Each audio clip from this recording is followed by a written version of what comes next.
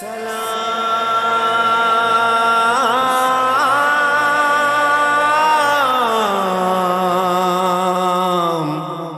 یا حسین.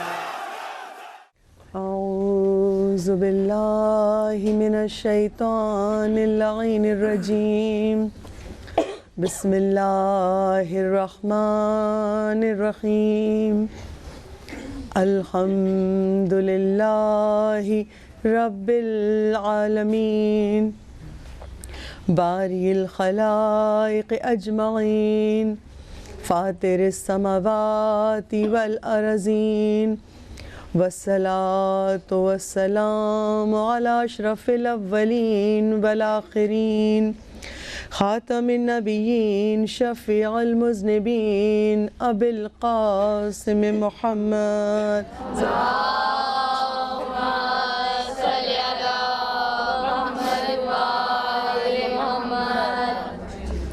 وعلى آلہ الطیبین الطاہرین المظلومین المعصومین ولعنۃ اللہ الدائمۃ الباقیہ وعلى أعدائهم وقتلتهم أجمعين من الآن إلى قيام يوم الدين. أما بعده فقد قال الله تبارك وتعالى في كتابه المجيد وفرقانه الحميد إنما يريد الله ليذهب عنكم الرجس أهل البيت ويطهركم تطهيرا. اللهم صل على محمد وآل محمد.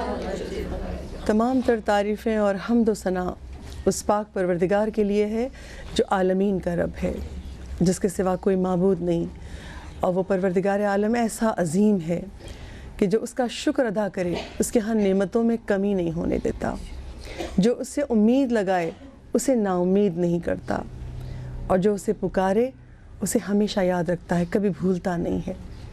بس آئیے رب ذوالجلال کا ذکر کریں مولا کائنات علی ابن ابی طالب علیہ السلام کے جملے سے.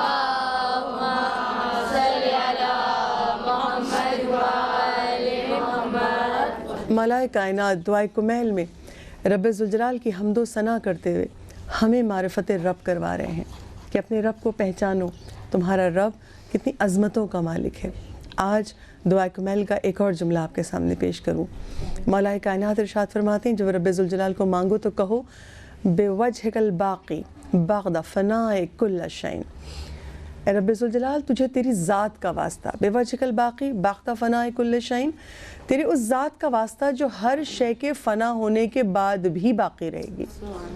وہ رب ذوالجلال ازل سے ہے، نہ تو ہم اس کی ابتدا جانتے ہیں، ہمیشہ سے ہے، اور ہم یہ بھی جانتے ہیں کہ جب سب چیزیں فنا ہو جائیں گی اس وقت بھی رب ذوالجلال کی ذات باقی رہے گی.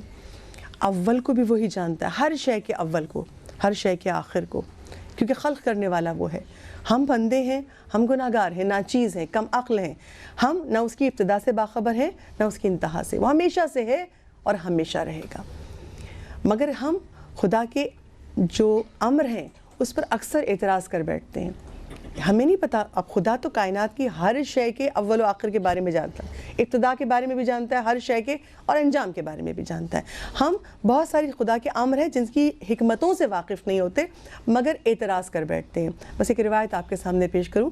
کتاب خدا شناسی کے راستے میں ایک روایت ہے کہ ایک مرتبہ حضرت عیسیٰ علیہ السلام ایک صحرا سے، ایک بیابان سے گزر رہے تھے، اور پھر ہوا یہ کہ تبلیغ کے سلسلے میں ایک مقام سے دوسرے مقام کی طرف جا رہے تھے. درمیان میں شدید بارش ہو گئی. اب جب بارش شروع ہوئی تو آپ کو پتہ ہے صحرا میں کوئی درخت اتنے نہیں ہوتے کہ جہاں پہ وہ اس کے سائے میں بیٹھ سکیں. بہت مشکل سی جگہ ڈھونڈی، ایک مقام ایسا ملا جہاں پہ وہ بارش سے بچنے کے لیے بیٹھ سکیں. جب اس مقام پہ پہنچے تو دیکھا کہ ایک عبادت گزار ہے جو عبادت میں مشغول ہے. کافی دیر تک یہ بارش ہوتی رہی. اب کیسے اس مقام سے نکلے؟ تو ایک مرتبہ جناب عیسیٰ نے اس عبادت گزار سے کہا چلو آؤ مل کے دعا کریں کہ ذرا بارش تھمے تو ہم اس مقام سے نکل سکیں. وہ شخص کہتا ہے میں تو دعا نہیں کر سکتا. کہا کیوں؟ کہا میں تو وہ گناہگار ہوں جو 40 سال سے اس مقام پر استغفار کر رہا ہوں. کہا 40 سال سے اس مقام پہ استغفار کرو؟ کہا ہاں. اور میں نے خدا سے کہا تھا بار اللہ جب تو میری توبہ قبول کرے گا تو اس کی نشانی یہ قرار دینا کہ اپنے نبی کو بھیج دینا جس سے میری ملاقات ہو جائے. تو حضرت عیسیٰ کہتے ہیں تیری توبہ قبول ہو گئی, میں اللہ کا نبی عیسیٰ ہوں جو آیا ہوں. ایک مرتبہ حضرت عیسیٰ نے سوال کیا تجھ سے کیا گناہ سرزد ہوا تھا؟ کہا بس ایک مرتبہ شدید گرمی تھی اور میں اپنے گھر سے باہر نکلا اور اس دھوپ کی شدت کو گرمی کو دیکھ کے ایک مرتبہ کہا اف کتنی گرمی ہے. کہا بس یہ وہ جملہ تھا, خدا کے امر پہ اعتراض کرنا. کہا یہ وہ جملہ تھا کہ جس کے لیے میں 40 سال سے استغفار کر رہا تھا. میں اور آپ جب عبادتیں کرتے ہیں نا, ہماری نظروں میں 5 وقت کی نماز رہتی ہے, 30 دن کے روزے رہتے ہیں, مگر ہم اپنی سانسوں میں کیا کیا بول جاتے ہیں اور کیا گناہ کر جاتے ہیں. اس لیے میرے مولا کا ایک جملہ مولا کائنات کا جو ہم سب کو یاد ہے, مگر پتہ نہیں ہم اس پہ اتنے عمل کیوں نہیں کر پاتے. مولا نے نہج البلاغہ میں کیا کہا؟ کم بولو, کم کھاؤ, کم سو. 3 جملوں میں پوری زندگی بیان کر دی ہے ایک متقی شخص کی. اگر آپ تقویٰ چاہتے ہیں تو واقعی زبان سے کبھی کبھی ایسے جملے نکل جاتے ہیں ہماری توجہ بھی اس طرف نہیں ہوتی اور ہم خدا کے امر پہ اعتراض کر لیتے ہیں, جبکہ خدائے رحمان و رحیم وہ حکمت والا, وہ حکیم رب ہے کہ اس کے ہر کام میں ایک حکمت پوشیدہ ہوتی ہے. جیسا کہ ایک مرتبہ پروردگار عالم, کتاب کشکول کی روایت, کہ ایک مرتبہ پروردگار عالم نے حضرت موسیٰ سے کہا موسیٰ تم فلاں گاؤں میں چلے جاؤ اور وہاں کے 4 لوگوں سے جو موجود ہیں ان سے ملنا اور ان سے ان کی حاجت پوچھنا اور ان سے ان کا پیشہ پوچھنا. اس طرح موسیٰ تم نصیحت و عبرت حاصل کر سکو گے. اللہ کا حکم آیا, حضرت موسیٰ اس گاؤں میں چلے گئے. اب جو پہلا شخص ملا وہ ایک کسان تھا, کاشتکار تھا. موسیٰ نے پوچھا کیا کرتے ہو؟ کہا میں کاشتکاری کرتا ہوں, فصل اگاتا ہوں. کہا اچھا. تو کہا بس پچھلی دفعہ میری فصل اچھی نہیں ہوئی تھی, بہت نقصان ہوا تھا مجھے. آپ اللہ کے نبی ہیں, آپ دعا کر دیجئے اللہ بارش برسا دے اس دفعہ ایسی کہ میری فصل ہری بھری ہو جائے اور مجھے نقصان نہ اٹھانا پڑے. جناب موسیٰ نے کہا اچھا میں دعا کر دوں گا. کہہ کہ وہاں سے ہٹے. اب دوسری مقام پہ کہ دوسرا شخص ملا. کہا تم کیا کرتے ہو؟ کہا مٹی سے برتن بناتا ہوں اور پچھلی دفعہ میرے بہت سے برتن ضائع ہو گئے. اب آج آپ خدا سے دعا کر دیجئے کہ پروردگار عالم بارش نہ برسائے ورنہ میرے برتن گیلے ہو جائیں گے اور ضائع ہو جائیں گے. ایک مطلب آواز بلا صلوات پڑھ دیجئے. پیچھے سے وہ اشارہ کر رہی ہے, آواز نہیں آ رہی ہے. اب دوسرا شخص یہ کہتا ہے کہ آپ دعا یہ کر دیجئے کہ بارش نہ برسے. آپ نبی اللہ ہیں, آپ دعا کر دیں گے. تو ایک نے کہا بارش ہو جائے, ایک نے کہا بارش نہ ہو. اب آگے بڑے تیسرا شخص ملا. وہ کون ہے؟ وہ مزدور ہے کہ وہ جب فصلیں اگ جاتی ہیں تو جو گندم ہوتی ہے وہ گندم کی بالیوں میں ہوتی ہے, اس کو پٹخا جاتا ہے, یہ ہوا کا زور تو وہ دانے الگ ہو جائیں گندم کے. تو وہ مزدور تھا.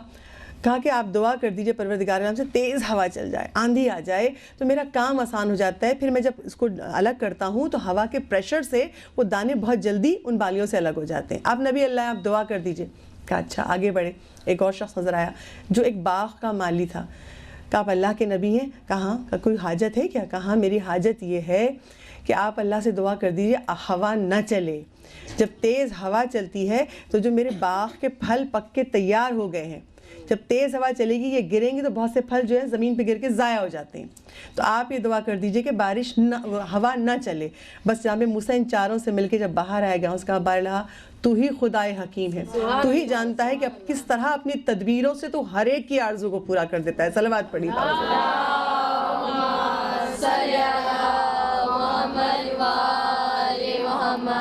تو مولا کائنات یہ سکھا رہے ہیں دعائے کمیل میں کہ جب اللہ کو پکارا تو کہا اللہ تجھے تیری اس ذات کا واسطہ دیتا ہوں کہ جو ہر شے کے فنا ہونے کے بعد بھی باقی رہے گی اور ہر شے کے آغاز و انجام سے باخبر ہے. اسی لیے اس کے سوا کوئی اپنی مخلوق کو اس سے بہتر نہیں سمجھ سکتا. اس نے خلق کیا ہے, وہ جانتا ہے. اور بس پوری کائنات میں ایک ہستی ایسی جسے خدا اپنا حبیب کہہ دے, محبوب کہہ دے. اور اتنی محبت مجھے اور آپ کو جب محبت ہو جائے اپنی اولاد سے, کہتے ہیں نا اس دنیا میں سب سے قیمتی محبت اور خالص ترین محبت جو ہے وہ ماں کی ہے. تو ماں کیا کرتی ہے؟ اپنا دن رات کا چین بھول جاتی ہے اپنے بچوں کی خدمت کے لیے, پرورش کے لیے. محبت ہے, تکلیفیں اٹھاتی ہے, کوئی تکلیف نہ پہنچے اس کو. اللہ جس نبی سے محبت کر رہا ہے, جس کو اپنا حبیب کہہ رہا ہے, محبت کا عالم یہ ہے. کتاب بہشت آیت اللہ دستغیب شیرازی کی کتاب جس میں سورہ رحمان کی تفسیر بیان کی گئی ہے, اس کتاب میں شہید عالم بیان کرتے ہیں کہ روایت ہے جناب رسالت مآب احمد مجتبیٰ محمد مصطفیٰ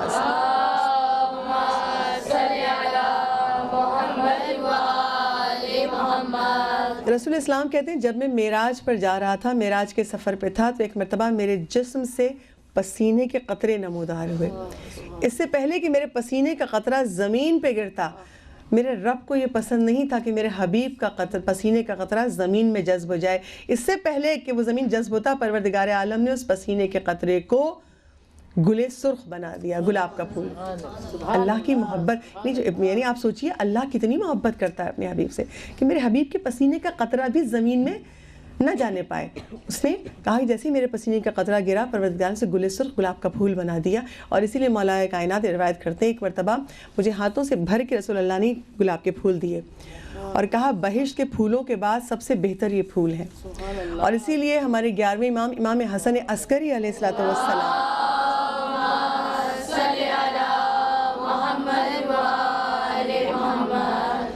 11ویں امام ارشاد فرماتے ہیں کہ اگر کوئی پھول کو لے کر آنکھوں سے لگائے، لبوں سے لگائے اور پھر ایک مرتبہ محمد والے محمد پہ صلوات پڑھے تو اس سے پہلے کہ صلوات مکمل ہو، پروردگار عالم اس کے گناہوں کو بخش دیتا ہے.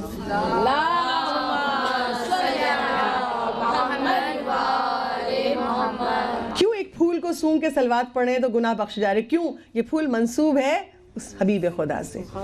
اتنی محبت ہے خدا کو اپنے حبیب سے.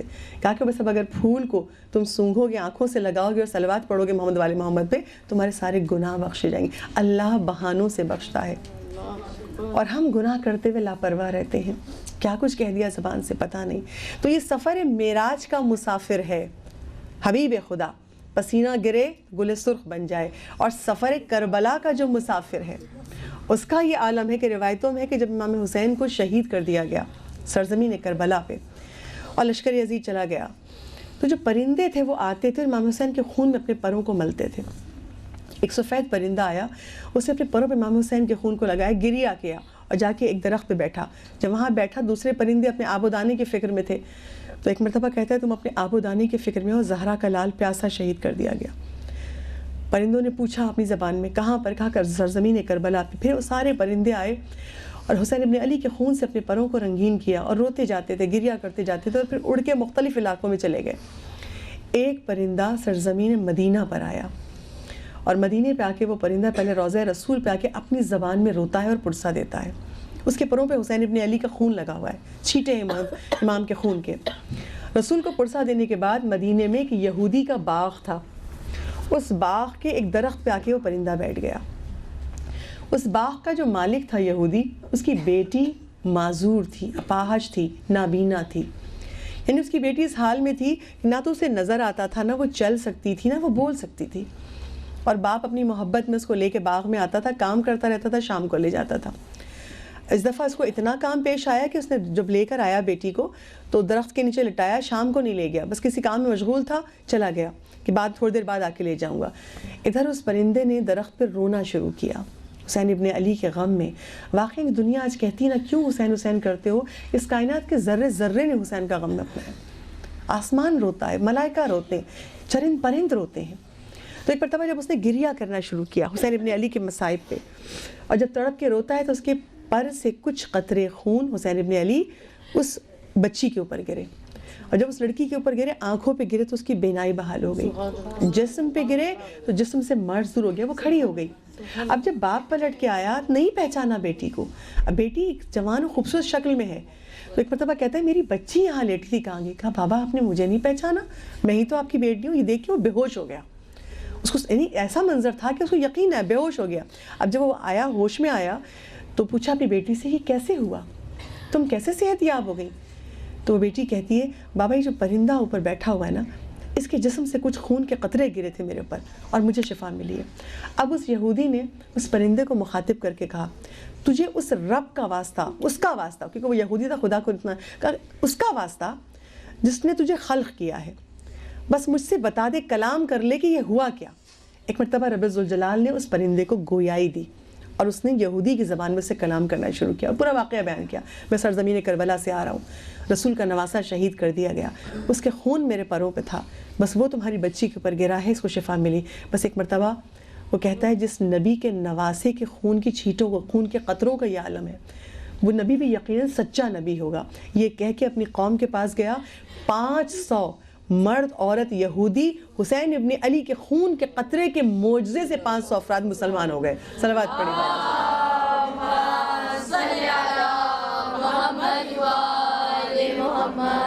تو وہ سفر معراج کا مسافر ہے کہ اللہ اس کے پسینے کے قطروں کو یہ فضیلت دے رہا ہے، اور یہ سفر کربلا کا مسافر ہے، پروردگار عالم اس کے خون کے قطروں سے شفایابی دے رہا ہے، رحمتیں نعمتیں نازل ہو رہی ہیں۔ تو آپ نے دیکھا کہ پروردگار عالم جس سے محبت کرتا ہے ان محمد و آل محمد کا مقام کتنا بلند ہے۔ اور میری اور آپ کی گفتگو سورہ بقرہ کی آخری 2 آیتوں پہ ہو رہی ہے کہ جب پروردگار عالم نے کہا میرے حبیب مانگو تم کیا مانگتے ہو، تو پروردگار عالم نے جب کہا تو حبیب خدا نے دعا کی، اور رب ذوالجلال نے 25 تحفے اس امت محمدی کو میرے اور آپ کے لیے بھیجے۔ آج آخری 5 تحفے ہیں جو آپ کے سامنے بیان کروں، 20 تحفے اب تک آپ کے سامنے بیان کر چکی۔ پروردگار عالم اپنے حبیب کو مخاطب کر کے کہتا ہے، لیکن اس طرح رسول نے مانگا تھا نا، جب دعا کے آخری جملے واعف عنا واغفر لنا وارحمنا غفرانک ربنا، تو واقعی آخری جملے ہمارے رب ہمیں بخش دے اور ہم پہ رحم کر، کس طرح سے رحم کر رہا ہے، یہ 21واں تحفہ دیکھیے۔ پروردگار عالم کہتا ہے میرے حبیب تیرے صدقے میں تیری امت کو یہ تحفہ دیتا ہوں۔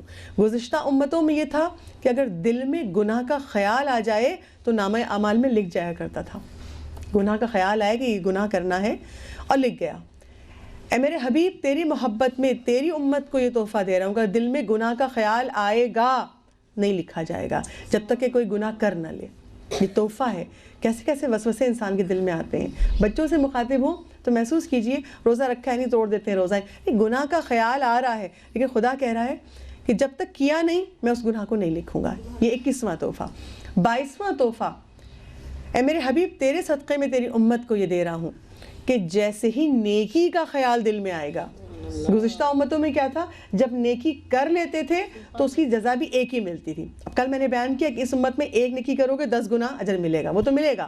اب پروردگار کہتا ہے اے میرے حبیب تیرے صدقے میں تجھ سے محبت کرتا ہوں نا، تیری امت کے لیے 22واں تحفہ یہ کہ نیکی کا خیال دل میں آئے گا اور نامہ اعمال میں لکھ دیا جائے گا۔ نیکی کا خیال، نماز شب کا ارادہ کیا، اگر کسی وجہ سے آنکھ نہیں کھولی، ابھی نہیں جان بوجھ کے بس ارادہ کر لیا کافی نہیں، اللہ ہمارے دل کو جانتا ہے۔ نیکی کا ارادہ کیا بالکل عمل کی نیت سے کہ عمل کرنا ہے، لیکن اگر خدا نہ کرے نہیں آنکھ کھل نہیں کر سکے تو کہا تم نے نیکی کا ارادہ کیا، تمہیں نامہ اعمال میں اس کی جزا مل جائے گی۔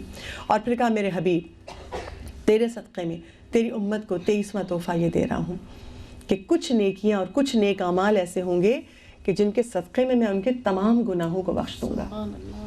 اتنا ارحم الرحیم، خود رسول نے مانگا تھا نا وارحمنا غفرانک ربنا، ہم پہ رحم کرنا، ہمارے گناہوں کو بخش دینا۔ اب سنیے رب ذوالجلال سے جب حبیب خدا مانگے تو خدا نے کیا دیا، کچھ نیک اعمال ایسے ہیں کہ جن کے کرنے سے، کچھ نیکیاں ایسی ہیں کہ جن کے انجام دینے سے میں تمہاری امت کے لوگوں پر پچھلے سارے گناہ معاف کر دوں گا۔ مثال میں دے دوں، کسی مردے کو غسل دیا، کسی مردے کو غسل دینا بہت بڑی عبادت ہے، بشرط یہ ایسا نہ ہو کہ جب غسل دے کے باہر آئیں تو اس کے جسم کی عیب بیان کرنے لگے، ارے ایسا تھا، گھر والوں نے خیال نہیں کیا، اتنے سارے جسم پہ زخم پڑ، نہیں، یہ مردے کی غیبت ہے۔ کہا اس طرح سے دیا کہ اللہ کی امانت ہے، خدا کی بارگاہ میں جا رہا ہے۔ اب جب تم نے اس کو غسل دیا تو اگر کوئی مومن غسل و کفن کے بعد جب اس کو دے کے باہر نکلتا ہے تو حدیث معصوم یہ کہ وہ اس طرح نکلتا ہے جیسے ماں کے پیٹ سے باہر آیا ہو، گناہوں سے پاک۔ ایک نیکی کی تھی کہ مردے کو غسل میں شریک ہوئے، مردے کو غسل دیا، ایک نیکی ہے، پچھلے سارے گناہ معاف۔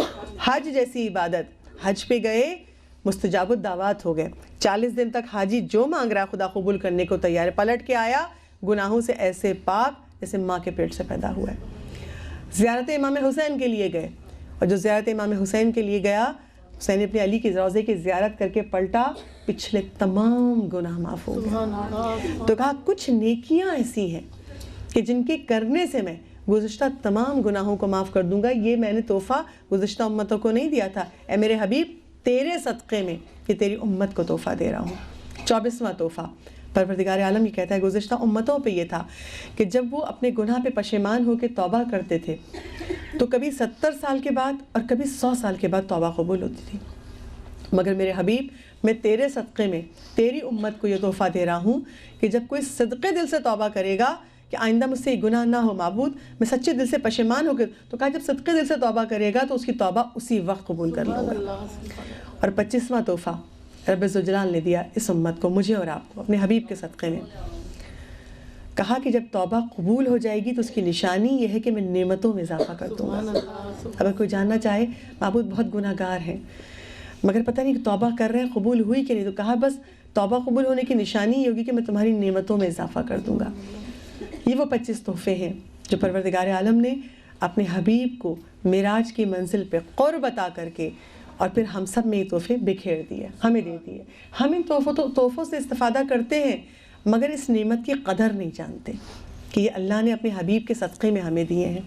اور بس معراج کا عرش پہ ایک منظر اور پیش کر دوں کہ پروردگار عالم نے اپنے حبیب کو معراج پر مخاطب کر کے کہا تھا، اے میرے حبیب، جو تمہاری فرما برداری کرے گا، جو مجھ سے محبت کرتا ہے وہ تمہاری اطاعت کرے گا، جو تمہاری اطاعت کرے گا میں نے اس کے لیے بہشت سجا رکھی ہے، اور جو تمہارا دشمن ہوگا اس کے لیے میں نے جہنم تیار کر رکھی ہے، اور تمہارے اوصیاء کو میں بخشش و ثواب عنایت کروں گا۔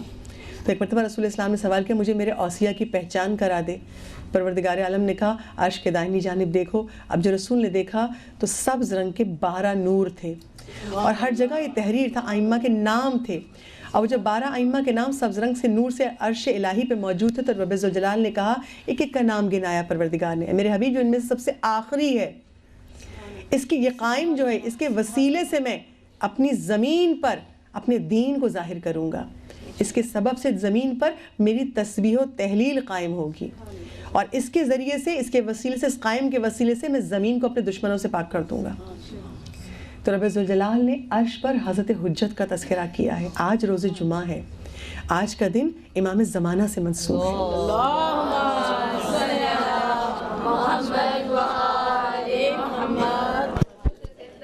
ہمارا کلام زندہ ہے، درود زندہ ہے، ہمارا کلام زندہ ہے، خدا کے بعد محمد کا نام زندہ ہے، تمہارے پاس تو مردہ بھی نہیں، باقی ہمیں ہے ناز، ہمارا ایمان سبحان اللہ، سبحان اللہ، بال محمد بلند سے بلند کر سلوات۔ اللہم صلی علی محمد و آل محمد۔ تو آپ نے دیکھا کہ معراج پر بھی حضرت حجت کا تذکرہ ہے، خدا نام لے کے بتا رہا ہے کہ اس کے ظہور کے بعد اس زمین کو، اس پہ اپنے دین کو ظاہر کر دوں گا۔ اور جس طرح معراج پہ حضرت حجت کا تذکرہ ہوا، اسی طرح کربلا کی زمین پہ بھی حضرت حجت کا تذکرہ ہوا۔ اور روایتوں میں ہے کہ ایک شخص نے، ایک پوچھنے والے نے ہمارے 5ویں امام حضرت امام محمد باقر علیہ الصلوۃ والسلام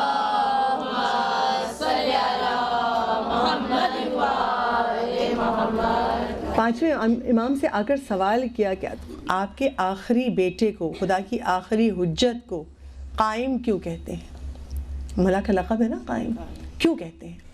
5ویں امام کہتے ہیں اس لیے کہ جب سرزمین کربلا پہ امام حسین کی شہادت ہو گئی تو آپ سب جانتے ہیں کہ زمین کربلا پہ زلزلہ آیا، سیاہ آندھی چلی، آسمان سرخ ہو گیا، زمین سے خون ابلنے لگا، تو فقط زمین پر ہی یہ ہلچل ہوئی، تہوبالا نہیں تھی زمین، عرش پہ بھی ایک ہلچل مچی ہوئی تھی۔ 5ویں امام کہتے ہیں امام حسین کی شہادت کے بعد ملائکہ کے درمیان ایک عجب گریا اور بکا تھا اور ایک بے چینی تھی، اور ایک مرتبہ ملائکہ نے بڑھ کے رب ذوالجلال سے کہا، بارہا زمین پر تیرے نمائندے کو قتل کر دیا گیا، بارہا تیری حجت کو قتل کر دیا گیا، اور زمین پہ اس وقت اس سے زیادہ نیک کوئی نہیں تھا، مگر معبود تو نے اس کی مدد نہیں کی، تو نے بدلہ نہیں لیا ظالموں سے۔ رب ذوالجلال نے ملائکہ کو مخاطب کر کے کہا، میرے ملائکہ ذرا صبر کرو، میں اس کا انتقام لوں گا۔ کہا بارہا کس سے ذریعے لے گا؟ کہا ذرا عرش پہ دیکھو۔ اب جو عرش پہ دیکھا، امام حسین کی اولاد سے جتنے ائمہ ہیں ان کا نور نظر آیا، اور اس وقت امام زمانہ کا نور حالت قیام میں تھا، نماز کی حالت میں حالت قیام میں تھا۔ کہا یہ جو قائم ہے، قیام کرنے والے کو قائم کہتے ہیں، قیام کھڑا ہونا، کہا یہ جو قائم ہے اس کے وسیلے سے میں یہ آ کے حسین ابن علی کے قاتلوں سے انتقام لے گا۔ تو سرزمین کربلا کے حوالے سے بھی عرش پہ حضرت حجت کا تذکرہ ہوا اور بتایا کہ امام کو قائم کیوں کہتے ہیں، اور جب قائم نام لیا جاتا ہے تو فوراً کھڑے ہو جاتے ہیں۔ کیوں کھڑے ہو جاتے ہیں؟ دیکھیے امام کی ولادت سے پہلے امام کی غیبت کے لیے تیار کیا جا رہا تھا، کس طرح سے امام کو پکارو گے۔ کتاب ہے روز جمعہ دعائے ندبہ کے ہمراہ، بہت خوبصورت کتاب، پڑھیے اس کو۔ اس میں روایت ہے چھٹے امام صادق آل محمد امام جعفر صادق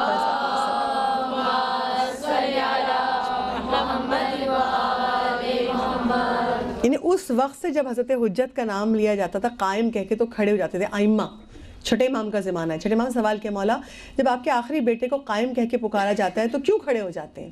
چھٹے امام نے کہا اس لیے کہ یہ لفظ قائم ان کی حکومت پہ دلالت کرتا ہے کہ جو اس قیام کی ابتدا حسین ابن علی نے کی تھی، اس قیام کو مکمل کرے گا ہمارا یہ قائم۔ زمین کو عدل و انصاف سے بھر دے گا.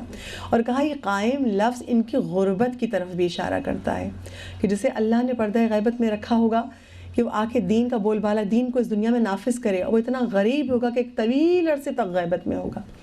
تو کہا قائم کا لفظ ان کی غربت پہ بھی دلالت کرتا ہے، اور جب کوئی قائم کہہ کے ان کو پکارتا ہے تو امام زمانہ اس کی طرف متوجہ ہوتے ہیں، اور کیونکہ امام زمانہ اس کی طرف متوجہ ہوتے ہیں لہٰذا جب امام متوجہ ہوں تو احترام کے لیے کھڑے ہو جانا چاہیے. اس لیے لفظ قائم پر کھڑے ہونا کب بتایا جا رہا ہے؟ امام کی ولادت سے بھی پہلے. تو پتہ یہ چلا کہ سفر کربلا میں بھی اور سفر معراج پر بھی ہمیں جو پیغام دیا جا رہا ہے وہ یہ دیا جا رہا ہے حضرت حجت کی معرفت بہت ضروری ہے، بہت ضروری ہے. اگر امام کی معرفت نہ ہو تو میدان کربلا یہ بتا رہا ہے کہ سامنے امام، میں نے روزانہ آپ کے سامنے امام کے خطبوں میں سے کچھ پیسج، کچھ اقتباسات پیش کیے.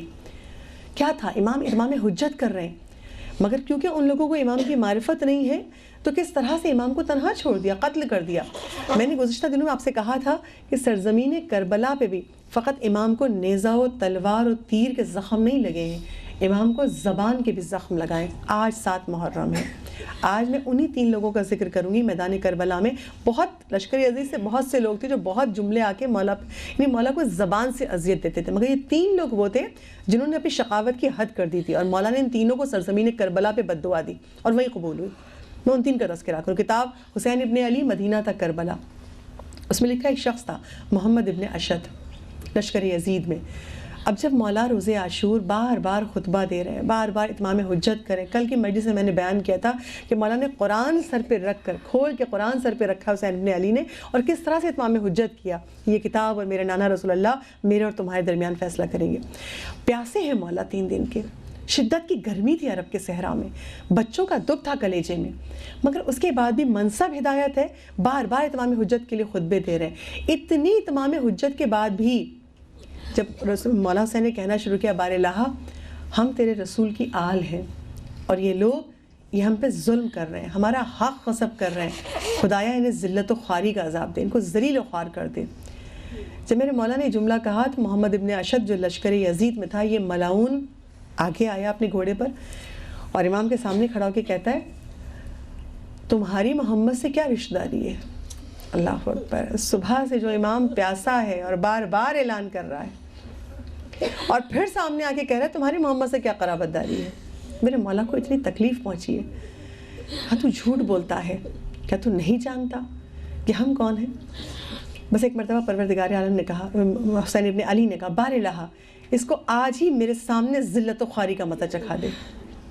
جیسے ہی میرے مولا حسین نے یہ کہا کیوں کلیجہ چل گیا میرے امام کا. میں صبح سے اتمام حجت کر رہا ہوں، بار بار کر رہا ہوں، اور یہ ایسی قوم ہے، ایسی ناپکار، ایسی بدکار قوم ہے کہ میرے سامنے، میرے چہرے کے سامنے آ کے وہ تمہاری کیا رشتہ داری ہے محمد سے. بس میرے مولا نے بد دعا دی کہ بہلا آج ہی اس کو میرے سامنے ذلت و خواری کا مزہ چکھا دے. بس ایک مرتبہ رفع حاجت کے لیے ذرا دور گیا ہے کچھ فاصلے پر، اور ایک سیاہ بچھو نے آ کے اس کو ڈسا ہے، اور یہ اس حال میں مرا ہے کہ اس کی شرمگاہ تک کھلی ہوئی تھی، ذلت کی موت مرا ہے. دوسرا کردار، دوسرا شخص جو میدان کربلا میں نظر آتا ہے اس کا نام ہے عبداللہ ابن حوزہ، اور یہ ایسا ملعون تھا، ایسا ملعون شخص تھا کہ لشکر امام حسین کے سامنے آ کے، لشکر یزید سے نکلا گھوڑا دوڑاتا ہوا، آیا لشکر امام کے سامنے، اصحاب حسینی کے سامنے آ کے کہتا ہے تم میں سے حسین کون ہے؟ سب خاموش ہیں، کوئی نہیں بولا امام کے اصحاب میں سے. پھر بولتا ہے تم میں سے حسین کون ہے؟ پھر سب خاموش ہیں. کیوں آیا؟ کیوں امام کو تکلیف پہنچ؟ ایک مرتبہ جب اس نے پھر کہا تو امام کا ایک صحابی نے کہا یہ ہے میرے مولا واقع حسین ابن علی، کیا چاہتے ہو تم؟ مولا حسین سامنے کھڑے ہوئے ہیں. اس کا جملہ کیا تھا؟ حسین میں تمہیں جہنم کی بشارت دیتا ہوں. سوچئے میرے مولا کے کلیجے پہ زبانوں کے زخم کتنے تھے، بے شمار. زندہ باد، مردہ باد. اللہم صلی علی محمد و آل محمد. تو آگے کہتا ہے کہ میں تمہیں جہنم کی بشارت دیتا ہوں. حسین ابن علی کہتے ہیں تم جھوٹ بولتے ہو، رب ذوالجلال کی بارگاہ میں ہمارا بڑا مقام ہے، خدا بخشنے والا مہربان ہے. بس ایک مرتبہ میرے مولا کا جب دل چلا تو میرے مولا نے بد دعا دی. بار الہا پوچھا تمہارا نام کیا ہے؟ کہا میں ابن حوزہ ہوں. میرے مولا نے کہا اللہم حوزہ فی النار، بارالہ اسے آتش جہنم کی طرف گھسیٹ لے۔ اب جو میرے مولا نے یہ جملہ کہا ہے، اس ملعون نے غصے میں آ کے اپنے گھوڑے کو چابک مارا۔ جیسے ہی مارا گھوڑا بتکا۔ اب جو گھوڑا بتکا تو یہ گھوڑے سے گرا ہے، اور ایسے گرا ہے کہ اس کے پاؤں رکاب میں پھنسے ہوئے تھے۔ اب میدان کربلا میں گھوڑا دوڑتا جا رہا ہے، اس کا جسم پتھروں سے ٹکراتا جا رہا ہے، یہاں تک کہ مولا حسین نے اپنے خیمے کے چاروں طرف خندق کھود کے اس میں آگ جلا دی تھی کہ ہم تعداد میں کم تھے مولا کے صاحب، ایسا نہ ہو یہ جو لشکر لاکھوں کا پیچھے سے آ کے خیام پہ حملہ کر دے۔ تو میرے مولا نے خیمے کے چاروں طرف خندق کھود کے اور اس میں آگ جلوا دی تھی۔ اب وہ اس کو دوڑاتا ہوا گھوڑا، پاؤں اس کا رکاب میں پھنسا ہوا ہے، گرا ہوا ہے، اور گھوڑا اس کو دوڑا رہا ہے میدان کربلا میں، لا کے اسے اسی خندق میں جا کے پھینکا جہاں آگ جل رہی تھی، اور اسی میں وہ جل کے راکھ ہو گیا۔ میرے مولا نے سجدہ شکر ادا کیا، معبود تو نے میری دعا کو قبول کیا۔ صلوات پڑھیے۔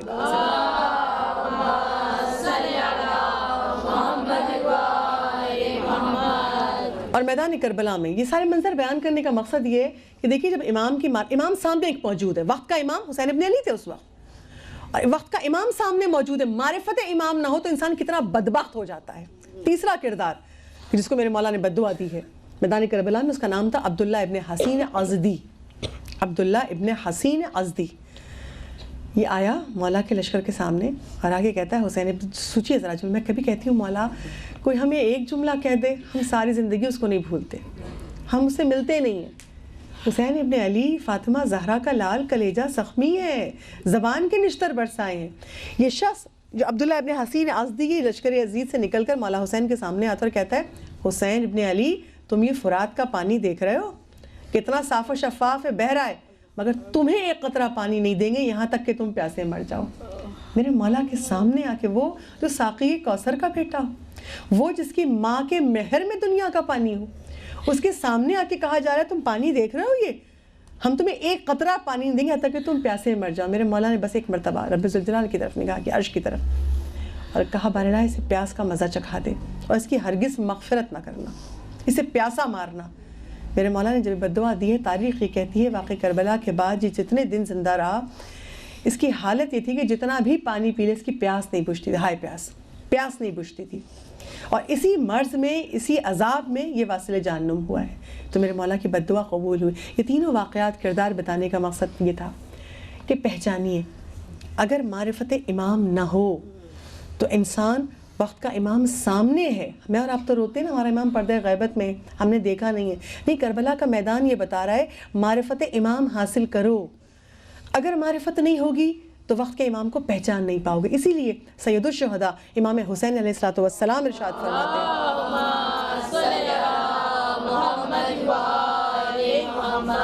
مولا حسین ارشاد فرماتے ہیں یہ نہ سمجھنا کہ جب ساری علامتیں اور نشانیاں پوری ہو جائیں گی جب میرا بیٹا ظہور کرے گا۔ حسین ابن علی کا جملہ جس کے فرش پہ ہم بیٹھے ہیں، مولا حسین کہتے ہیں یہ نہ سمجھنا کہ جب ساری نشانیاں اور ساری علامتیں پوری ہو جائیں گی جب میرا بیٹا ظاہر ہوگا، نہیں، میرا بیٹا مثل موسیٰ ہے۔ یہ مولا حسین کا جملہ ہے کہ میرا بیٹا مثل موسیٰ ہے۔ کیوں کہا حسین ابن علی نے؟ لوگوں نے پوچھا کیوں مولا ایسا کیوں کہتے ہیں؟ کہا اس لیے کہ حضرت موسیٰ بھی اپنی قوم سے غیبت میں تھے، یعنی فرعون کے مظالم سے تنگ آ کے جناب موسیٰ نکل آئے تھے اس بستی سے، اور پھر کافی عرصہ تک وہ رہے جناب شعیب کے پاس۔ جناب شعیب کی بیٹی سے، ان کے وہ بھی نبی تھے، حضرت شعیب بھی نبی، ان کی بیٹی سے حضرت موسیٰ کی شادی ہوئی۔ اور ایک مرتبہ جب اپنی بیوی کو لے کے رات میں گزر رہے ہیں، جو میں نے منظر سے پہلے بیان کیا تھا، رات میں گزر رہے ہیں، سردی ہے، شدت کی جنگل ہے، اور ایک مرتبہ دیکھا پہاڑ کی چوٹی پر روشنی نظر آ رہی ہے، تو بیوی سے کہا تم یہاں رکو، کیونکہ بیوی حمل سے تھی، کہا تم یہاں رکو اور میں اوپر جاتا ہوں، شاید آگ مل جائے تو لے کے نیچے جاؤں تاکہ کچھ سردی کم ہو سکے۔ موسیٰ اوپر پہنچے ہیں، ایک رات کا واقعہ ہے یہ، موسیٰ اوپر پہنچے ہیں اور پروردگار عالم نے نور نبوت دے دیا، ہم تمہیں نبوت عطا کرتے ہیں۔ مولا حسین کہتے ہیں جیسے ایک رات میں نبوت کے اسباب فراہم ہو گئے موسیٰ کے لیے، ایسے ہی میرے بیٹے کے لیے ایک رات میں ظہور کا سبب بھی فراہم ہو سکتا ہے۔ یہ علامتیں اور نشانیاں تو ہمیں اس لیے بتائی گئی ہیں ہم چوکنا ہو جائیں، ہم باخبر ہو جائیں، ہم تیار ہو جائیں۔ نعرہ حیدری! امام کا ظہور علامتوں پہ منحصر نہیں ہے۔ اکثر مومنین سے گفتگو ہوتی کہتے ہیں اب یہ علامت پوری ہو گئی، اب یہ رہ گئی، نہیں، یاد رکھیے حسین ابن علی کا جملہ، امام زمانہ کا ظہور علامتوں پہ منحصر نہیں ہے، امام زمانہ کا ظہور ہماری تیاری پہ منحصر ہے۔ ہم کتنی جلدی خود کو امام کا مددگار بنا لیں، وقت کا امام منتظر ہے کہ تم تیار تو ہو، میں بے چین ہوں ظہور کے لیے۔ یہ ہماری تیاری میں کمی ہے۔ بس کربلا کا ایک منظر پیش کر دوں، اگر امام کو بلا رہے ہیں الجل الجل یا امام، استغاثہ پڑھ کے, زیارت آل یاسین پڑھ کے, لیکن اگر تیاری نہ کی. ضرورت کیا ہے؟ امام کو پکار رہے ہیں تو تیاری بھی کریں. جو لوگ کوفے والے امام کو بلا رہے تھے, ہزاروں خط لکھ کے مولا کو بوریاں بھر بھر کے پہنچی ہیں مقام مکہ میں. جب مولا موجود تھے اتنے سارے خطوط پہنچے, مولا آ جائیے ہم آپ کے منتظر ہیں, مولا فصلیں تیار ہو گئی ہیں, مولا لشکر تیار ہو گیا ہے, ہمیں ہدایت چاہیے, آپ نہیں آئے تو ہم اللہ سے شکوہ کریں گے. ہم امام کو بلا رہے تھے, امام نہیں آئے, بلا رہے تھے وہ بھی, مگر تیاری نہیں تھی, معرفت نہیں تھی. ہوا کیا؟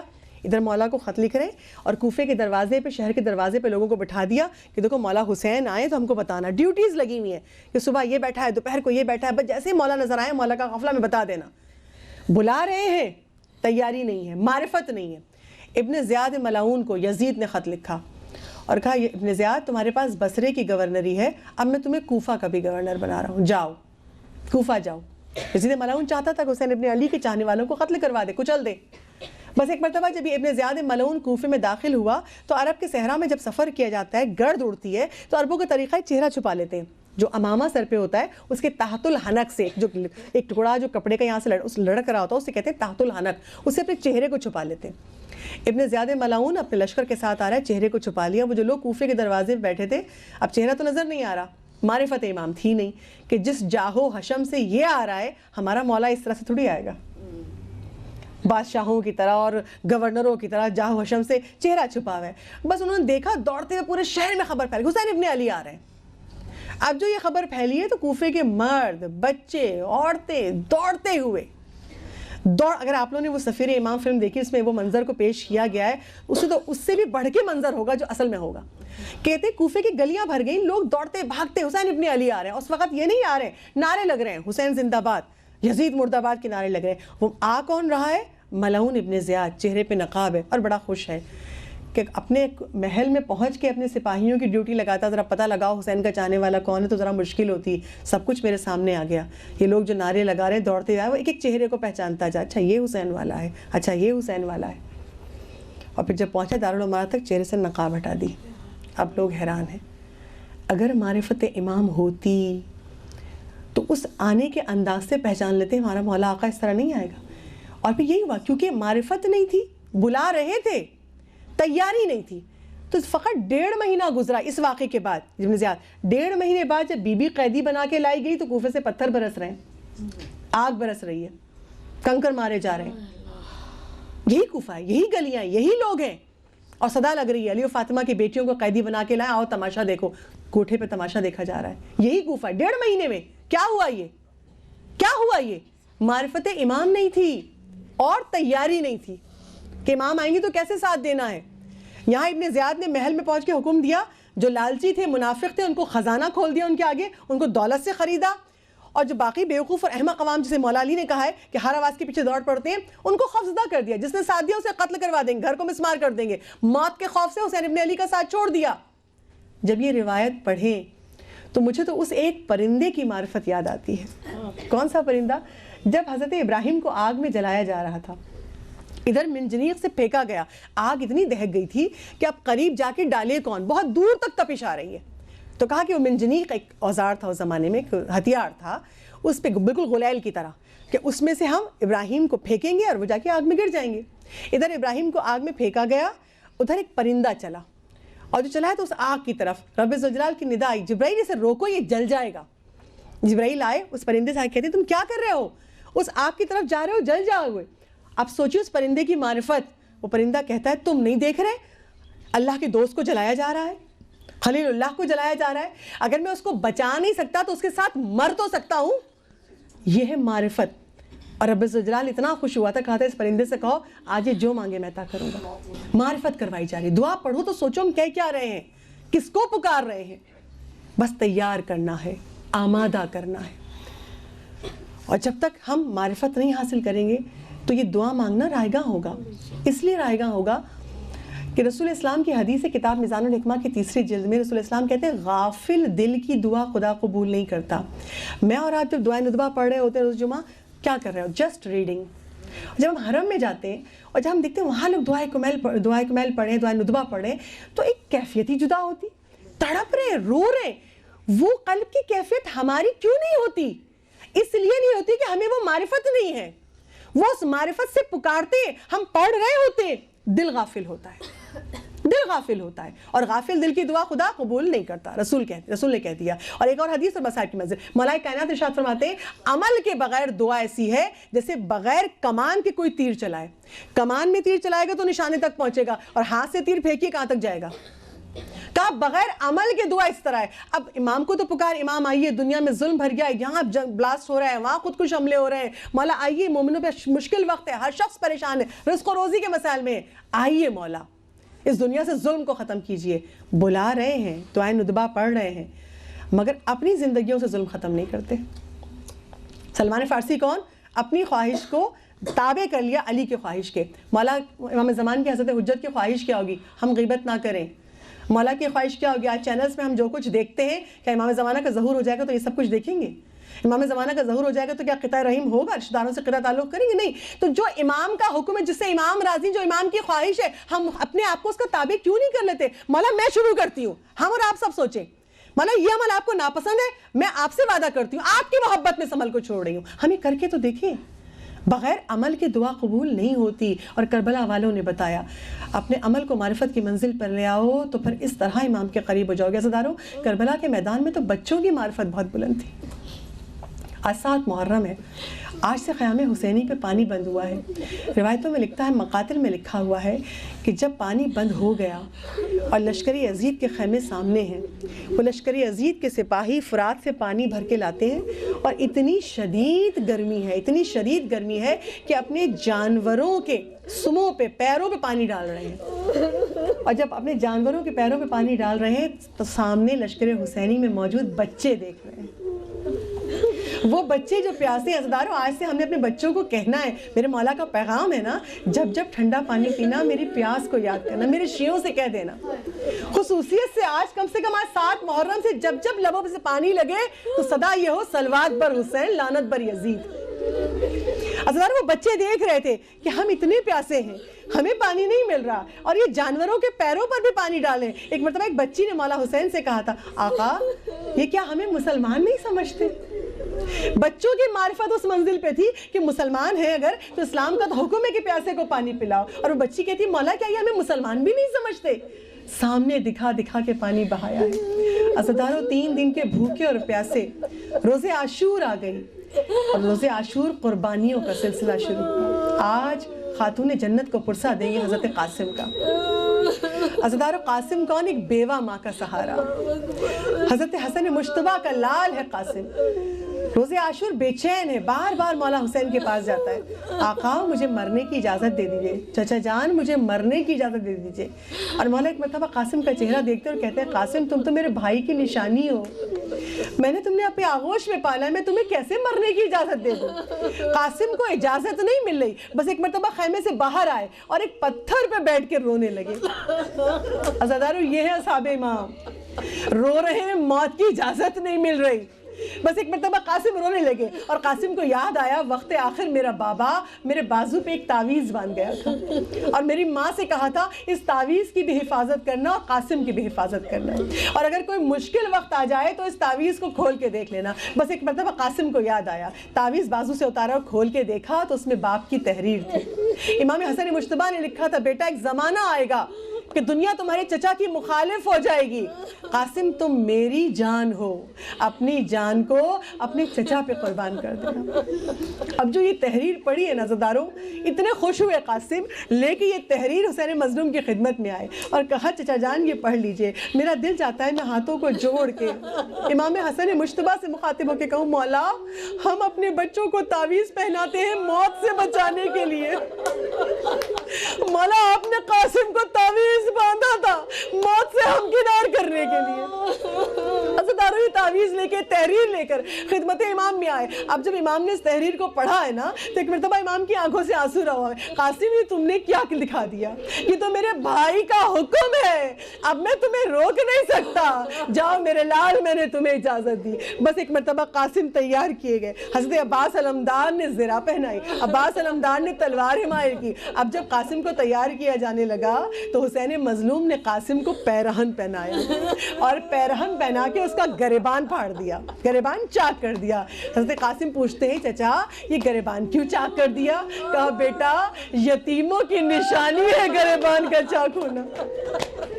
میں اپنے لال کو لشکر یزید کے سامنے بھیج رہا ہوں تاکہ وہ جان لے یہ یتیم حسن ہے.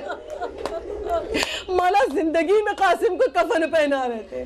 عزاداروں بڑی شان سے عباس علمدار نے سوار کرایا. قاسم خیمے سے برآمد ہوئے. مقتل مطہری میں لکھا ہے, اس مقاتل میں لکھا ہے کہ جب قاسم برآمد ہوئے ہیں اور قاسم جب آئے ہیں میدان کربلا میں تو ایک مرتبہ عمر سعد ملعون کی زبان سے یہ جملہ نکلا, ظالم ہے اس کی زبان سے یہ جملہ نکلا, یہ حسین کے خیمے سے کون آ رہا ہے, اس کا چہرہ چاند کی طرح چمک رہا ہے. جسے دشمن چاند جیسا کہہ دے اسے ماں کیا کہتی ہوگی, ایسے حسین بیٹے کو ماں کیا کہتی ہوگی. اور جو ماں بیوہ ہو کہ جس کے کل کائنات اور کمائی لال ہو. عزادارو قاسم آئے, حیدر کرار کے پوتے ہیں, بڑی شان سے جنگ کی, کثیر تعداد میں یزیدیوں کو واصل جہنم کیا. بس ایک مرتبہ صدا گونجی چاروں طرف سے حملہ کرو, ایسے اس کو زیر نہیں کر سکتے. حسن کا لال بیچ میں, چاروں طرف سے حملے ہوئے. عزاداروں تلواریں چلی, نیزے چلے. قریب سے ایک شقی نے نیزہ قاسم کے پہلو پہ مارا.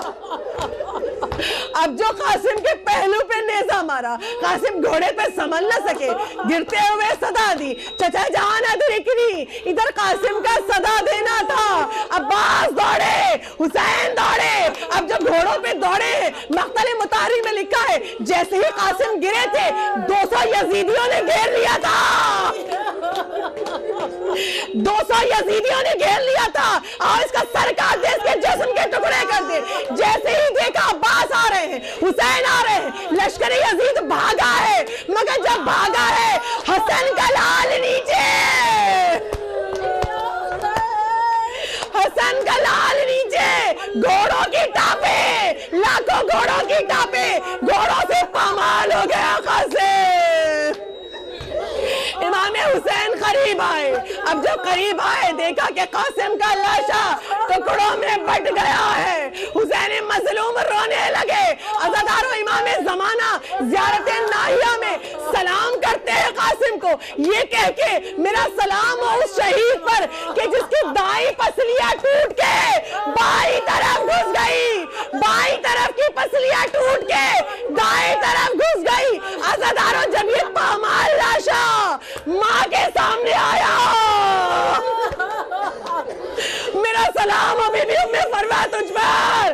جب یہ پامال لاشا ماں کے سامنے آیا تو ماں نے کہا بارلا تیرا شکر کرتی ہوں, میری قربانی سب سے زیادہ قبول ہو گئی.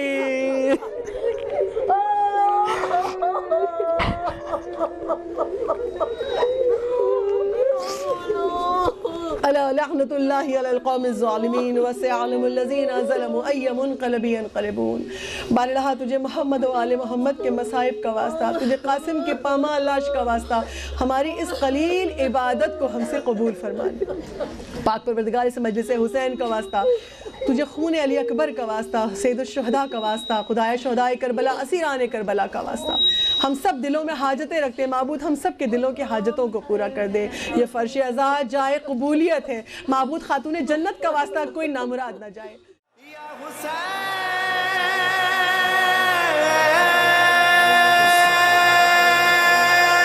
سلام